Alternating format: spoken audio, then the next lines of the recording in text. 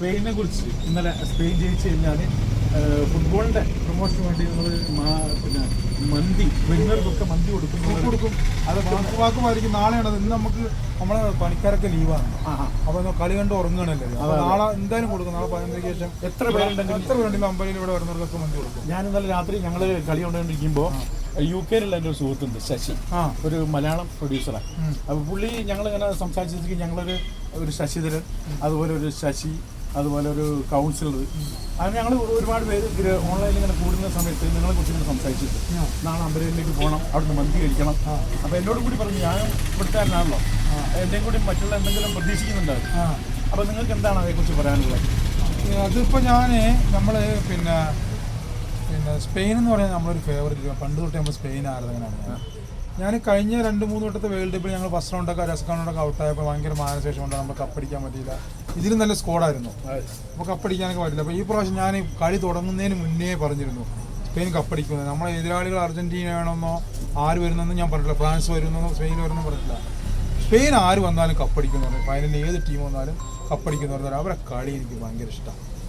കളി എന്ന് പറഞ്ഞാൽ പിന്നെ ഹലോ നമ്മൾ എന്താ പറയുക, ആ ടീം പിന്നെ ഹലോ ഇന്നിപ്പോൾ നമ്മൾ ചെക്കന്മാരൊക്കെ ലീവ് ഉറങ്ങല്ലേ, നാളെ സെറ്റാക്കണേ, എല്ലാം സെറ്റാക്കിക്കണേ. നാളെ കടയിൽ എടുത്ത് വെച്ചിട്ടുണ്ട്. കടയിലേക്ക് പോയാൽ കടയിൻ്റെ സൈഡിൽ റൂമുണ്ട്, അവിടെ വരിക, അവിടെ നമ്മൾ വിളമ്പിങ്ങനെ സന്തോഷമാണ്. അത് നമ്മൾ ചെയ്യും, അതിൽ നമ്മൾ പൈസയും നോക്കുന്നില്ല. ഭയങ്കര സന്തോഷമാണ്. എന്താ അറിയോ, നമ്മളെ ഈ പിന്നെ സ്പെയിൻ ടീമിനെതിരെ ഒരുപാട് ആൾക്കാർ പല തരത്തിലും പിന്നെ സോഷ്യൽ മീഡിയയിലൊക്കെ ഒരുപാട് പിന്നെ വിമർശനങ്ങളൊക്കെ ഉണ്ടായിരുന്നു. ഒരു കപ്പടിക്കാറില്ല, അങ്ങനെയാണ് ഒരുപാട് വിമർശനങ്ങളുണ്ട്. അതൊക്കെ നമ്മൾ മറികടന്ന് ഇന്നത്തെ കളി കണ്ടില്ലേ, എന്തൊരു കളിയാണത്. കളി അഴകാന്ന് പറയാം, ഫുട്ബോൾ എന്ന് പറഞ്ഞാൽ അഴകാണത്. എത്ര വലിയ രാജകീയ ടീമുണ്ട്, ബ്രസീൽ, അർജന്റീന, പോർച്ചുഗലൊക്കെ ഉണ്ടെന്ന് പറഞ്ഞാലും സ്പെയിനെ പോലെ കളിമികമുള്ളൊരു ടീമെ ഞാൻ ഇതുവരെ കണ്ടില്ല വേൾഡിൽ. അത്ര കളിയാണ്. അല്ല വേറെ ഒന്നുണ്ട്, ഫുട്ബോളിന്റെ ഭരിക്കുന്നവർ തന്നെയാണല്ലോ. ഫുട്ബോളിന്റെ ആധികാരികന്മാർ സ്പെയിൻ ആണല്ലോ. പിന്നെ ഇതിനോട് ഞാൻ പറഞ്ഞില്ലേ സ്പെയിൻ ജയിക്കുന്നു. എന്താ അറിയോ, ഞാൻ വേൾഡ് കപ്പ് തുടങ്ങുന്നതിട്ട് വീഡിയോ ആണത്, സ്പെയിൻ ജയിക്കുന്നു പറഞ്ഞത്.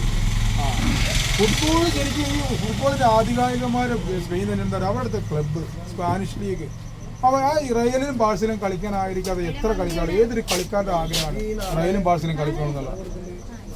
അറിയില്ലേ, ആ ക്ലബ്ബൊക്കെ അറിയില്ല എനിക്ക്. ആ സ്പെയിൻ എന്ന് പറഞ്ഞ രാജ്യം ഫുട്ബോളിന് അത്ര വില മതിക്കുന്ന രാജ്യമാണ്. ആൾക്കാർ പറച്ചിൻ്റെ അറിയും, അർജന്റീനയാണ്, ബ്രസീലാണ്, പോർച്ചുഗലാണെന്നൊക്കെ പറയും. പക്ഷെ അതൊന്നുമല്ല, ഫുട്ബോൾ മനോഹാരിത പോലെ തന്നെ. ഓക്കെ, എന്നാൽ വിളിക്കാതാ, ഞാൻ വേറൊരു മീറ്റിലാണ്, വിളിക്കാം. ഓക്കെ ഓക്കെ ശരി. ശരിക്ക്